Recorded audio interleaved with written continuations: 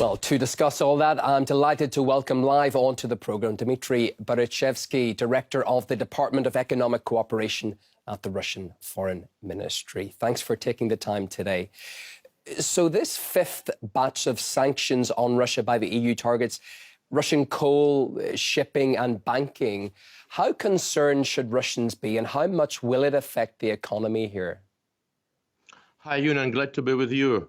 Well, let me make, first of all, a small but very important disclaimer. These measures cannot be called sanctions per se, because they were never approved by UN Security Council. We recognize them as hostile acts, some of them on the brink of piracy or robbery, aimed at inflicting terminal damage to Russian economy and to its people. Russia is taking steps to reciprocate, as you know. Our response is to follow. In some spheres, we have already taken countermeasures, but we are not going to fall into sanctions war or sanctions hysteria, because unlike our adversaries, we understand that this kind of weapon, I mean sanctions, is a double-edged sword, and it hurts also those who introduce restrictions. Well, indeed. As to the questions, yeah, go ahead. Sorry. Yes. Yeah, as to the impact on Russian economy, well, those steps were very much predictable. We had an experience and we had some time to get prepared for them. As you may notice, our economy quickly adapted to previous restrictions starting from 2014. You mentioned it just a moment ago, the flip side, the impact that so-named sanctions against Russia could have on the EU's economy. Can you maybe expand on that? Well, it is obvious that the new restrictive measures will have an adverse effect on the European economy.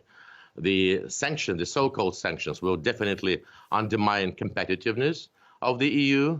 They will further disrupt remaining value and supply chains, instigate price growth of commodities, raw materials, food and other critical goods. European metal industry will also have to go through a painful process of changes. Well, there are various views on that, but people and businesses will certainly suffer from the direct or indirect effects of such steps. Inflation, by the way, is on the rise across the EU and in America and in Japan. Energy prices are skyrocketing. According to some estimates, the living standards of population are on the way down to minimum levels recorded since 1970s. Russia has responded to the actions by selling gas only in rubles. Now, that's being resisted by many states. Are we reaching a point when Moscow will act more harshly with so-called unfriendly countries? And just as an aside to that, are there other exports that could also be traded in rubles? I'm thinking coal or oil even.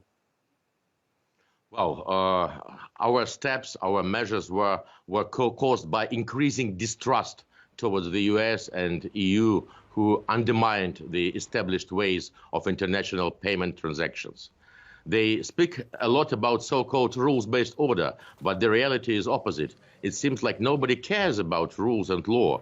Western countries behave like, communists 100 years ago. They freeze assets abroad, which are our property, owned by our government or private companies or our citizens. What we did in response is a new requirement to open currency and rubles accounts in a Russian authorized bank, through which the funds from the buyer will be credited to the seller's accounts after Forex is sold at the Moscow currency exchange. So if they continue to act in such a manner, I cannot exclude that the new payment system might be extended to other commodity groups. However, as Russian export flows would be reoriented towards friendly countries, more important trend would be the introduction of direct exports and import payments through national currencies. I'd also like to get your take on this next point. In the context of discussions about the looming food, energy and financial crises, a number of experts and politicians attribute the cause solely to Russia's actions in Ukraine. Is that correct in your opinion? And if not, what are the roots of the volatility, for instance, in global food markets? Yeah, indeed. Western media and representatives of governments are trying to blame Russia for the looming food crisis and make our country responsible even for global hunger. They attribute it to Russia's actions in Ukraine. However, the truth is totally different. Let us look at this problem from the neutral point of view.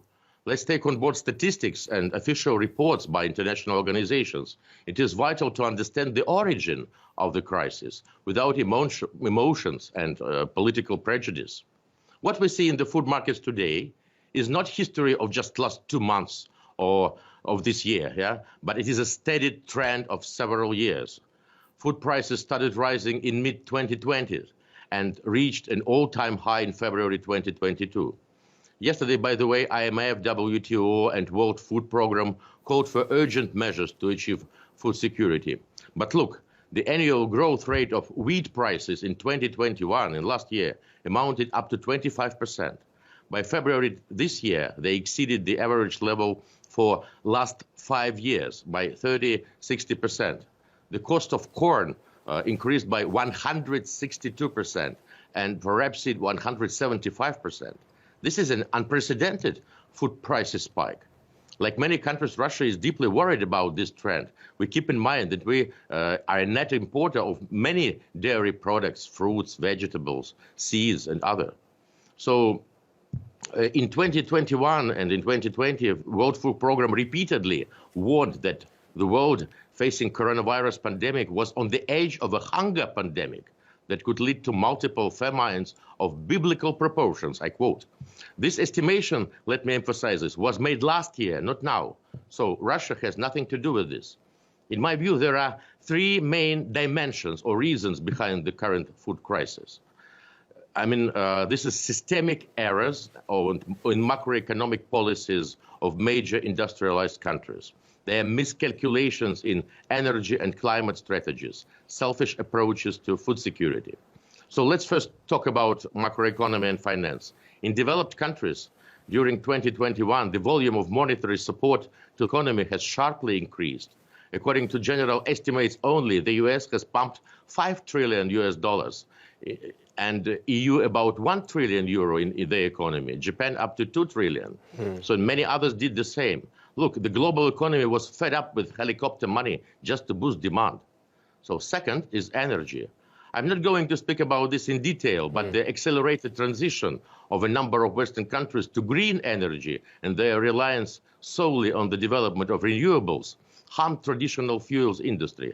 Such policy, coupled with abandoning nuclear energy in some countries, resulted into acceleration in the growth of energy prices. By pumping trillions of dollars in the economies, they stimulated demand, so they attracted trade flows to their markets. Of course, poor nations could not afford such policies. Yeah, the point as well is that the people who are going to be most affected are the public, the people. We've got European citizens facing food shortages, fuel price spikes.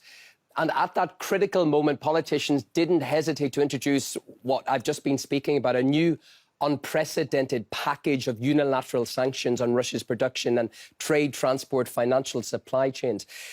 I put it to you, should politicians not be focusing more on the possible economic hurt against their people rather than trying to strangle Moscow economically? Well, we were talking about the real objective roots of this food crisis. But on top of that, in recent days and weeks, a number of developed countries introduced unprecedented package of unilateral sanctions on Russia, the production, trade, transport, financial supply chains. At a time when global economy is hit with pandemic aftershocks, US and EU leaders prioritize punishing Russia about all other concerns. Russian companies are threatened by mass arrests of dry cargo ships. Banks have to work on the brink of disconnection from SWIFT system. Logistics and financial chains with the participation of Russian economic operators are being disrupted. So, of course, we face difficulties. Now, both food exporters and importers fail to fulfill contract obligations. This is very important for our counterparts in all parts of the world. The problem is that Yeah, I was just going to say, sometimes we get bogged down with what's happening and the reaction in Europe and the US. We're seeing anti-Russian sanctions hurting not only developed countries, aren't we, but also the rest of the world, especially industries, consumers and people of the global south. How far do you think the damage could spread? Well, the key point is that economic problems of developing countries are quite multifaceted in origin and deep-rooted in the long-lasting economic instability. If we take COVID-19 pandemic, there are a lot of disturbances, and the post-COVID recovery has been very much uneven in all parts of the world. This has considerably aggravated the economic situation of many developing countries. At this critical moment, introducing sanctions is a big problem not only for Russia but for the whole world.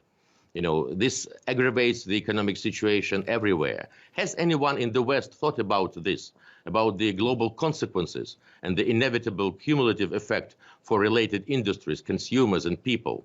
I'm afraid the answer is no. Crisis is looming, and no one in the West seems to be ready to make a step to ease tensions. Well, I would like to emphasize the Russian Federation remains a very responsible player on the global food market.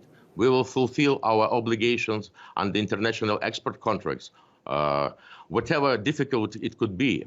We are very much aware of the importance of supplying essential goods so desperately needed by our partners in Asia, Africa, Latin America, and the Middle East. Russia understands this very well. It is vital for food security, and we will implement our obligations. Now, we urge all countries, especially the developing world, to look at this situation through the lens of your vital national interests. Lifting unilateral coercive measures could significantly ease tensions around transportation, logistics, financial aspects of supply chains. Global industrial, agricultural, and financial markets need a strong political signal which could soften global negative effects. We should find possible ways to avoid the worst-case scenario. Now you understand the real reasons of what is happening. And whatever Mr. Borrell in the High Commission of the EU says about don't listen Russia, take pragmatic position, no matter what your political preferences are. The developing world should voice a consolidated view that unilateral measures are unacceptable. These so-called sanctions are to blame for deepening food crisis and global uncertainty. Uncertainty is the worst thing for investors, for businessmen. Today, sanctions are aimed at Russia, but tomorrow, any country in the world can become a target. Well, thank you so much for coming on the programme and sharing your views with us. Enlightening to hear that directly. Dmitry Berpidato, Director of the Department of Economic Cooperation at the Russian Foreign Ministry. Many thanks. Thank you.